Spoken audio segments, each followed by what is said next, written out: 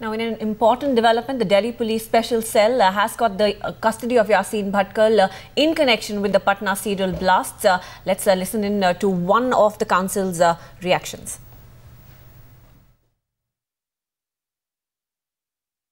Today, both the accused, Muhammad Ahmad and Asadullah Akhtar, were brought today by NIA Hyderabad. They were produced before the NIA court. And both the accused person informed me that they were forced and they were under compulsion and the fear of death. They were compelled to make confession statement, which was brought to the notice of the court. Thereafter, the special cell of Delhi Police moved an application to arrest the accused person, which was allowed. So the special court sent the accused person in judicial custody in NIA matter, and their custody was handed over to special cell.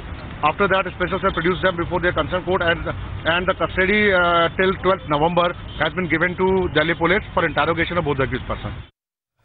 Nikunj Garg joining us with more details. Nikunj, so the Delhi Police have custody of Yasin Bhatkal. When are they going to begin questioning him? Well, yes, they have finished with the procedural formalities now. They will bring him to Delhi at as soon as possible, because they have the transit remand with them of Yasin Bhatkal and his associate Asadullah Haddi.